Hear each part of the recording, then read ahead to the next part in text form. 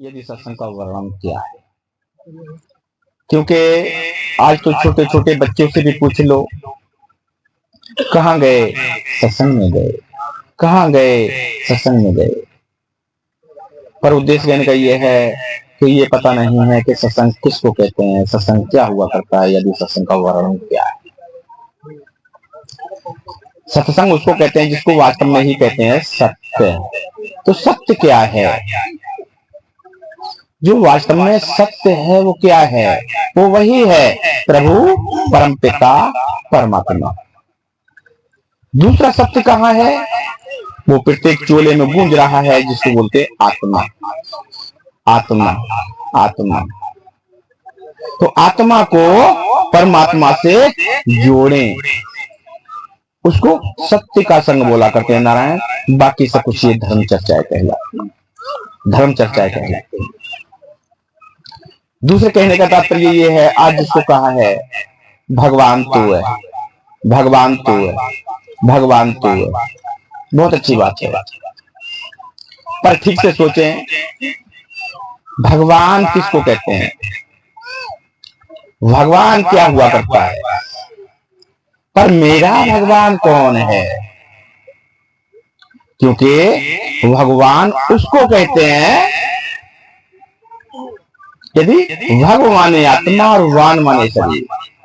यदि भगवान, भा माने भूमि, भग गा माने गगन, भग वा माने वायु, आ माने अगेन और ना माने नीर।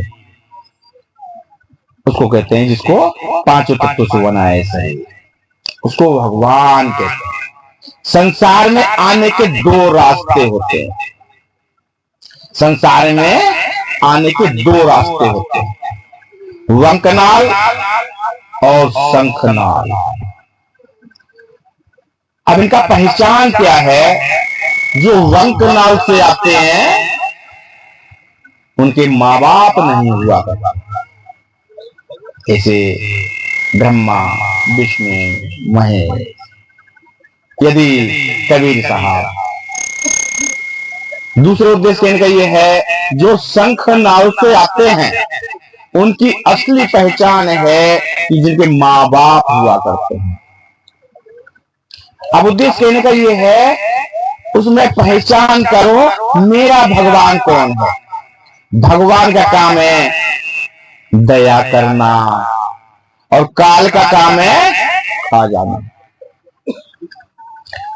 अब ठीक से गौर करें, ध्यान करें, मेरे ऊपर सबसे बड़ी दया किसने बरसाई थी? वो कौन था? वो कैसा था? वो किसको बोला करते हैं? जिसके बाहों में हमारा स्वागत। वो कौन था? वो थी माँ। माँ माँ। आज याद नहीं आ रहा है, कोई बात नहीं है, जब मौत की सैया पर पड़े होंगे तो ठीक से याद आएगा, अरे मैया इस घोर कर से मुझे छोड़ा दे। क्योंकि जरा भी बुखार आ जाए ना, जरा भी बुखार आ जाए, जितने भी संसार में भगवान हैं, जिसको 33 करोड़ देवी देवता बताएगा, जिसको भगवान कहते हैं, और सभी से कहना मेरे लिए प्यास लग रही है और मैं चारपाई पर पड़ा हुआ हूं, मेरे मुंह में एक चम्मच पानी डाल दो। और यही बात कह देना अपने जन्मदाता गुरु से, जिसको कहते हैं माँ, उससे। तो पानी नहीं, वो आपका दूध का भी इंतजाम कर देगी, दूध का भी इंतजाम कर देगी। और जिसने हमारे लिए खून, हड्डी, मांसपेशियां निःशुल्क दान दी, बदले में कुछ नहीं लिया ना, कुछ लिया? जिन्हें कितनी दे दिया। और जन्म देते देते स्वर्ग सिधार जाती हैं आपके कारण, आपके कारण। और वो माँ जरा भी बुखार आ जाए तो ठीक से कहेगी, डॉक्टर साहब मेरे बच्चे को ठीक कर दो, मैं आपका भुगतान कर दूंगी।